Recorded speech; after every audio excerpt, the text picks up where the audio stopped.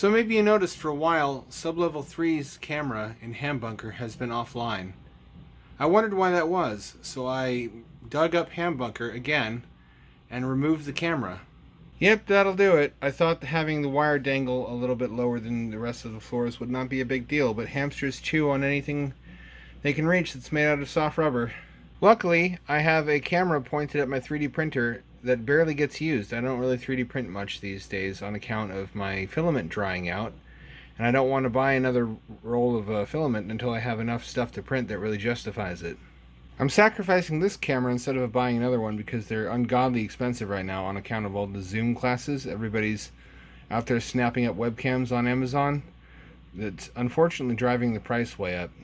Capitalism gives, but it also takes away. So how do I prevent the same thing from happening again? Simple. Hot sauce on a Q-tip.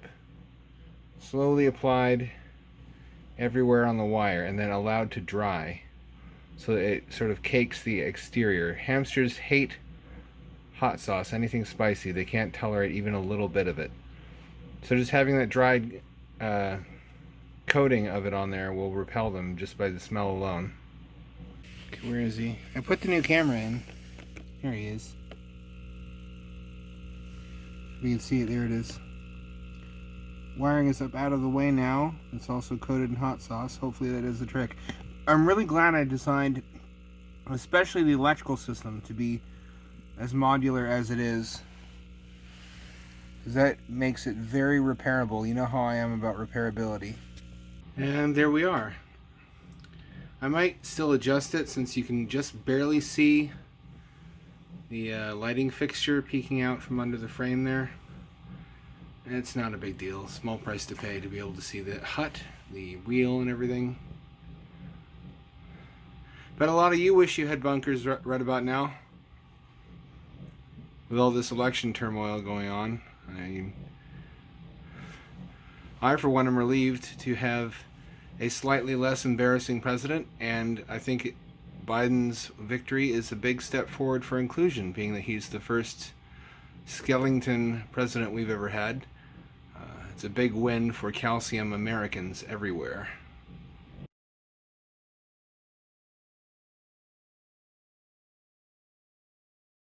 So here it is at night. The illumination system on my bag. I didn't really get a chance to talk about this in the Fireside Chat video, or rather I should say I forgot. But try to think of a sci-fi movie with like a cast of heroes, like main characters, who go into a underground cave or tunnel and don't have some kind of lighting system on their body like this. They all have it. They all have it. That's one of the easier things from sci-fi for us to replicate here and now, and yet I don't see it. I don't see heated jackets, which already have a electrical system for running the heaters. It would not be difficult for them to have a little integrated light right here, which you can toggle on and off, but they just don't do it. It's really strange. Let's see if I can find the button.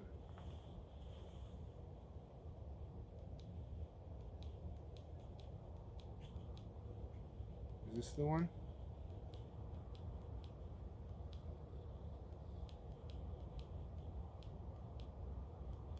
Here we go. Here's the red illuminator.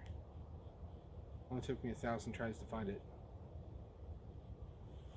This is for caves or something where I don't want to ruin my night vision and I need only minimal illumination to see the contours of the cave around me so I don't trip and break my ankle, which would be a bad thing to do deep underground if nobody knew where you were, being that you can't get a signal out on your phone. Another thing you see often in movies is the main characters running out of light. They have their phone as a flashlight, or they have a little dinky flashlight that runs off the AA's because they weren't prepared, and so as they're being stalked by some sort of vampire or underground cave troll or other spooperman, they run out of illumination, and that's what the creature was waiting for in order to set upon them. I would be a very frustrating person to haunt or to stalk through a cave, because they would keep waiting for me to run out of light and I just never would. They'd be like, who the fuck is this guy? Who is this Joker?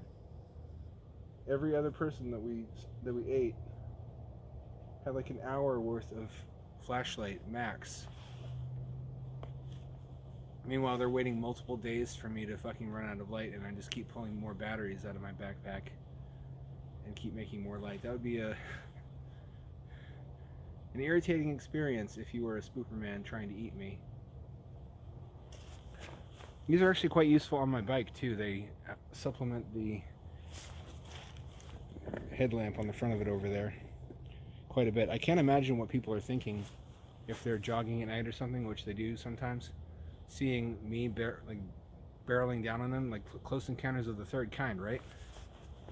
Holy shit. This is the new field sheer heated jacket, by the way. I gave the old one to my dear old mother, who could stand to be a little bit warmer, being that her blood runs a little bit cool. She's always cold. I thought just the thing for her would be a heated jacket, and in the process I might as well hand mine down and upgrade. I upgraded to field sheer because I already had a field sheer, formerly mobile warming, because I already had their pants. If you can see the light on my pants as well. And they're 12 volts. And I couldn't very well split my system forever between 5 volts and 12 volts. If the only, I mean, used to be everything was USB. My phone was USB, my tablet was USB, my heated jacket was USB. When I got these pants, especially the backpack that charges my laptop through a 12 volt barrel connector, although I have to turn it up to 19 volts to charge my laptop, that made me think, all right, well, now I need to graduate from USB to 12 volt barrel plugs, since most of my stuff now uses that, and the only thing that still uses USB is my phone. And I can just run that off of the one USB port on the backpack battery. That's not a big deal.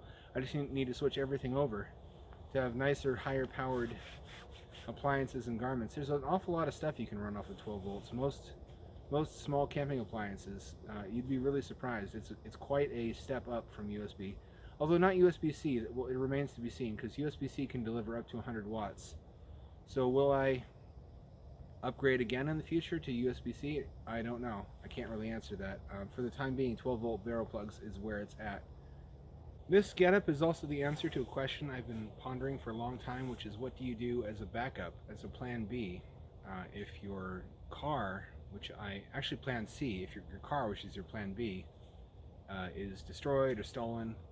You should have layers of redundancies like I do with Hampshire. The answer is, how compact can you make housing than something you wear? Nature is replete with examples of animals that wear their housing, like clams, snails, cuttlefish, hermit crabs. They just carry something around on their body that they can retract into that shields them from the elements. And the ideal of some sort of exosuit, I would prefer it to be one piece, and I prefer it to also cool you down, which is not impossible. There are luxury car seats now that have both nichrome resistive heating elements in them and thermoelectric coolant circulation channels in the same fabric. So it's entirely possible to do both. I think we need better energy density batteries before we do that, because the amount of energy you suck down trying to cool something with a thermoelectric, like a thermocouple, is kind of obscene. That will be possible when consumer solid-state batteries hit the scene, and then we'll be able to have something like this. That's one piece that you jump into with your clothes on under it, and then you put it on when you're going out into the snow, up to the mountains to hike around, and it will keep you cool. If you're overheated indoors because you don't want to take it off, it'll keep you warm when you're out doing all that stuff, and it will just be, it'll be shelter. I mean, obviously the ideal would be a house, but these days, who can afford one? And you've got all these cops in various states tearing down tiny house developments over zoning technicalities, but really just because they don't want homeless people to congregate in the community and cause crime, which they're not trying to do. We've gotten more progressive about that in my state in recent years. Something like 3 years ago, they forced Kenton Women's Village to relocate, and there was such a huge backlash. Now they don't really do that anymore. They've actually worked with these organizations to find places where they can put these communities where everybody is copacetic with it and where the zoning permits. They've also done this in San Jose, California. They have a very large model tiny home community for the homeless, and it's not going to just be for the homeless. That's going to be the only sort of home ownership a lot of us can aspire to. These are going to be a hard upcoming couple of years or decades. So planning ahead, as ever, is, it doesn't hurt. And the hermit crab approach, while not complete, this is not the final version of what I would like to build, is I think a step in the right direction. Having something you can fall back to if you're busted down to zero and you don't have your primary shelter, you don't have your vehicle, you still have buttons you can push that control your microclimate, that will ensure that you're not directly exposed to elements, and that you can keep yourself warm in cold environments and cold and warm environments. I think that's all I wanted to say on the topic, except that if you see me coming at you on my bike at night, it's not a space alien. Please, for the love of God, do not shoot me. I'm back to work on megahab, which I've been neglecting for far too long simply because I don't have a body of water to put it in, and it won't fit in the aquarium. And upgrading to a larger aquarium would be extraordinarily expensive. It would have to be custom made because you can't get an off-the-shelf aquarium much bigger than what I have. But I've long had the lights set up. I'll have to fasten this here somehow, keep it out of reach of the hamster. It's not certain whether this one junction will power both lights and the webcam, which I recently purchased. I was able to find a deal on 720p webcams. Everybody's buying 1080p ones, so those are the ones that are exorbitantly overpriced right now. But up here, hard to show. It fits neater than this if I have two hands to work with. I can tuck the wire into here and kind of see what I'm going for there. And with some hot glue or something, or other means of affixing, probably Velcro, I'll have that stay there. Then this hopefully points down far enough that we'll get a good view of the interior of the top level. That might be the only camera I can fit in here. If I want to put another one in, it will have to be on the bottom level and have to have its own separate cable coming out, which means it's a separate umbilical. Right now there's going to be probably only one umbilical ideally. Actually no, I can't do that because I have a heater on the bottom floor. So I'll have to have an umbilical coming from the bottom floor anyhow. How that's going to work with all this electronics in the lid, I don't yet know, but I'll work something out. I wanted to put a heater pad in megahab this month, but both of the heater pads in the aquarium habitat failed, which is why I've been having to heat the water instead to keep the interior temperature up, which works and is actually more comfortable for me when I have to stick my arms down into the water, but it costs a tremendously larger amount of energy, which you'll know if you've watched any of my videos about off-grid equipment and the expense in calories and watts and whatnot of boiling water, which unfortunately is one of the more energy intensive things that regular people ever do in their day-to-day lives. Don't shit your pants. I'm about to cut these off. It's absolutely necessary because I have to be able to thread them through the hole in the back of the habitat and then put a replacement plug on the end. I mean, I guess you can shit your pants if you want to. It's a free country. I'm just trying to save your dry cleaner a little bit of trauma.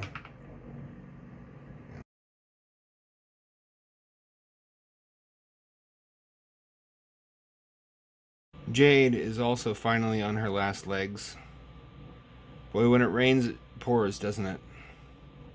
You can see she's breathing, but she's very cold. She's not doing great. I don't give her much longer to live.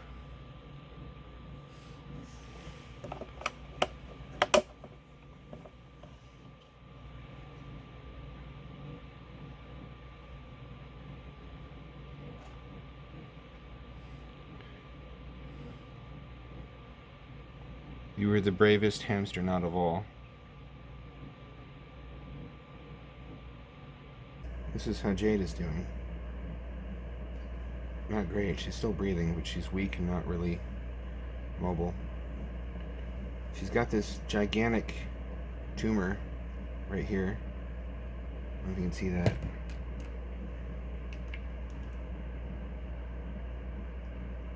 And she's been chewing at it Unfortunately, it's not that easy to get rid of tumors, or everybody would do it.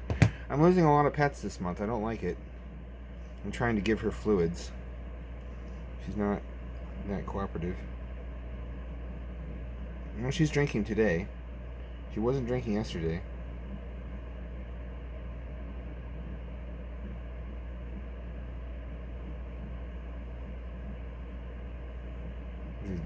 Give it slowly so it doesn't get on her fur. Hamsters are desert creatures. They do not react well to getting wet. Oh, she doesn't want any more. I don't know what to do. I put food by her so she can eat. I don't know if she's really up to eating solid foods. I don't know where you get liquid food for her. I could try giving her some of the cat's liquid food. I don't know if that would be good. I also don't know how long she can hang on. She's a 2-year-old hamster. Jim went before she did. Dick is young. Dick is still going strong in his subterranean bunker. I don't know what to do for her at this stage of her life. Apparently tumors are very, very common in small animals. They're fast metabolisms. They're meant to live a good life, not a long life. I'm just trying to make her warm and comfortable while she sunsets. Of course, now it occurs to me I could have bought a longboat that was already put together. I guess this way it will be more personal. Hope this thing is watertight enough to float. I think it should be. Doesn't have to float for very long.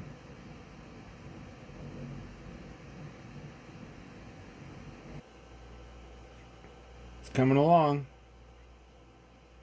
Hear ye, who have ears to hear, and bear witness, ye who have eyes to see. The glorious longship, which shall carry Jade to Aquahala. Rest in power, Jade. You were one of the real ones.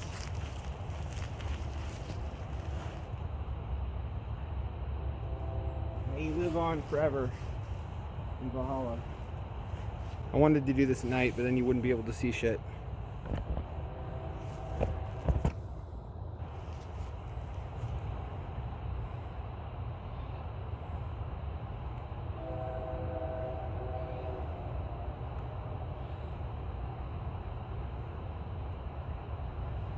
We should have flute, like a harp or something.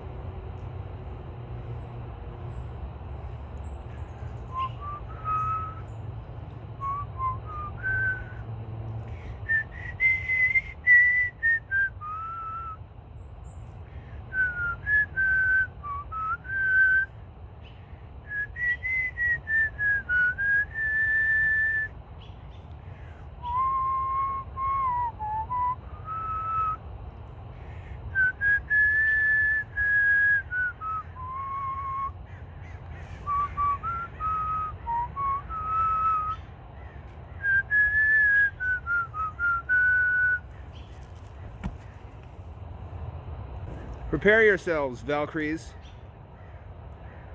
and Vikings of Valhalla, for a mighty warrior is coming.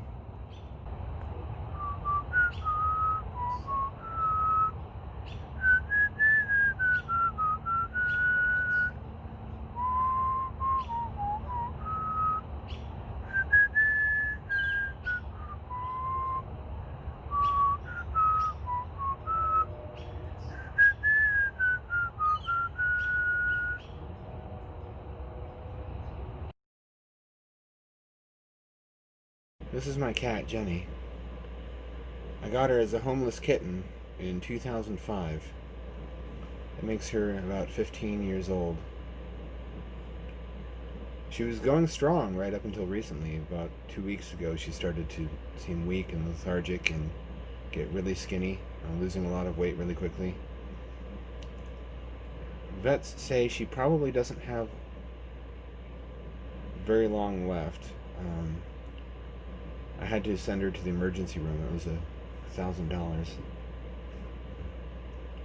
If there was anything I could spend to keep her alive forever, I would do it. I'd give her my arms, my legs, and all my organs. But Eventually, death takes everything. Don't worry about the costs.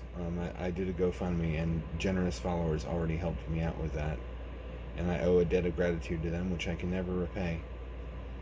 She's on the wet kidney food over here by her bed, which is supposed to be the right diet for what she has. She has hyperthyroidism, heart murmurs, dehydration, high blood pressure, and they suspect kidney disease. I don't think that that's conclusive yet, but she's hanging on. There she is in her heated bed. I put a resistive heating element underneath the padding. She's got a nice cozy blanket to snuggle under. That's all I can do is to make her comfortable. And she is supremely comfy now. She's got her water and she's got her food. Gotta make sure that she has everything she needs. And cuddles, obviously. I cuddled her for like 3 hours yesterday. I love you, kitty.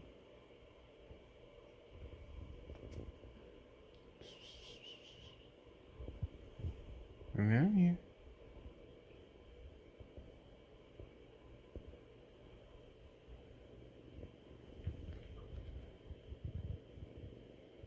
Wish I could keep you forever. I'm gonna cuddle you as much as I can while I still have time. I'm really glad that throughout her life, whenever she was needy and wanted attention, that I didn't ignore her. Because I knew in the back of my mind that she was going to die one day. And that when that happened, if I ignored her when she wanted attention, I would regret it when that time came. So she has lived a life full of love and physical affection. She got cuddles whenever she wanted it. She's a very spoiled kitty. And I'm really glad to say I made the right choice, and I have no regrets in that respect.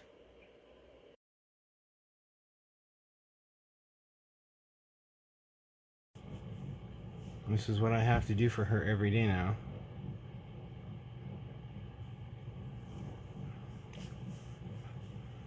Come here, baby.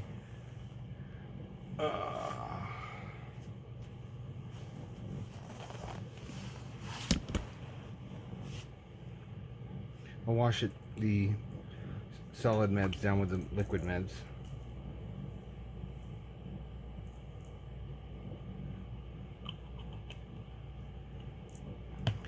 Oh, you're not going to like this. It doesn't taste very good.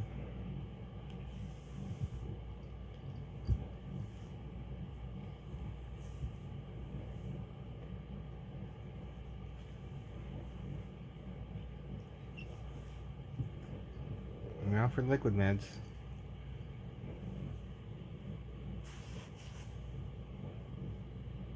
Come on, don't be difficult. Here we go.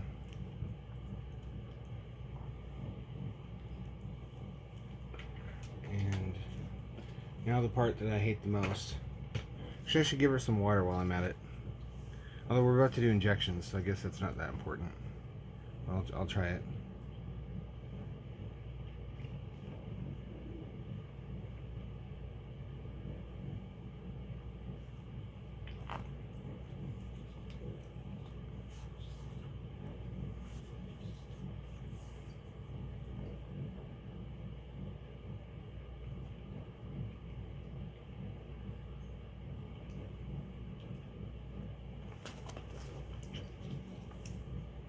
Yeah, that's not fun, is it, cat? Gonna have another syringe for her, but for a different purpose. Unfortunately, she's got to get fluids injected under her skin, which is not that big of a deal for cats, as you might expect, because they have less sensitive skin around the scruff of their neck. They've got there's a fresh needle on here already. They get picked up by the scruff of the neck as a kitten, and that gets them used to.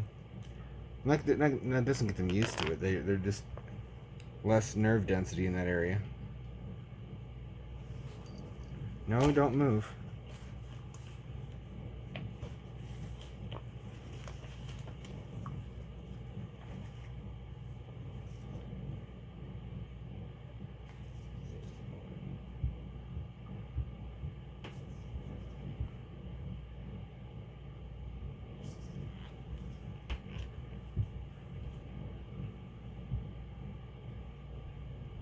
we go.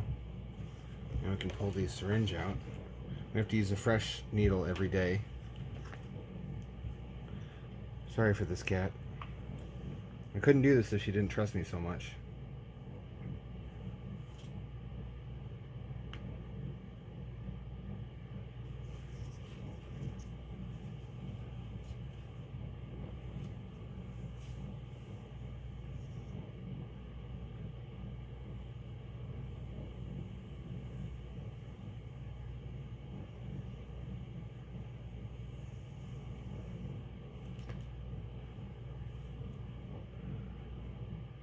Just get the cap back on here.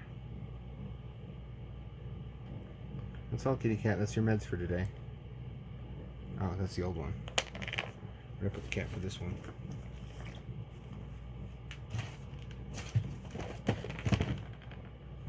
It's one of these.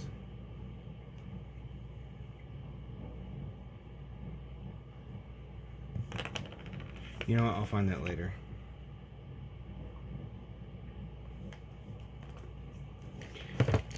That's the routine. Once every day, pill, fluid injection, and liquid meds. And I also have to force feed her water. She's been drinking more voluntarily lately. She's not drinking enough. Her nose is very dry. That's not necessarily a bad sign in cats, but in hers it is. And I've got liquid food for her now. There's these packets that are basically soup for cats. And they're not that expensive. They're under $1 each, by a fair margin, I feel. And there's also packets of powder you mix into a liquid, and then you put it in the same syringe you put her water into. So I'm under no delusions that this is going to make her live forever, but dying of dehydration is a really painful way to go. And at this stage of what we suspect is not only hyperthyroidism but also kidney disease, they're often too nauseated to drink. They'll hover over their water bowls and rest their head on the edge for hours and not be able to drink no matter how thirsty they are, just because they feel sick.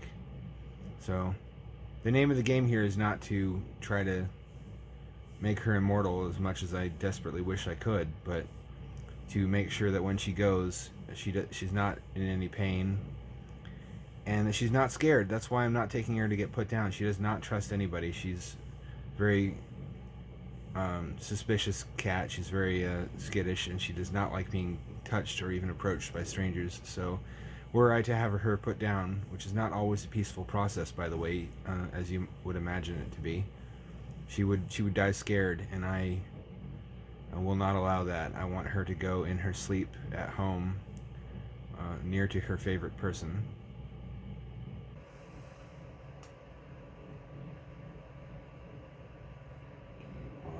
Sunshine, my only sunshine.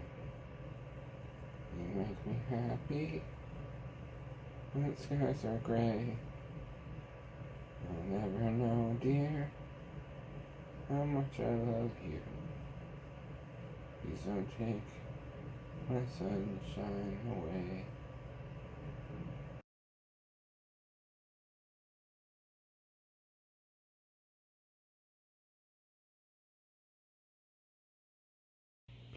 I'm always gonna remember you. Oh, I'm always gonna love you.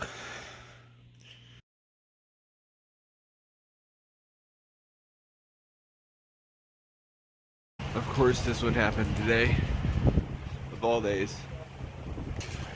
The Rainbow Bridge is open, Jenny. It's open. Don't stop going up.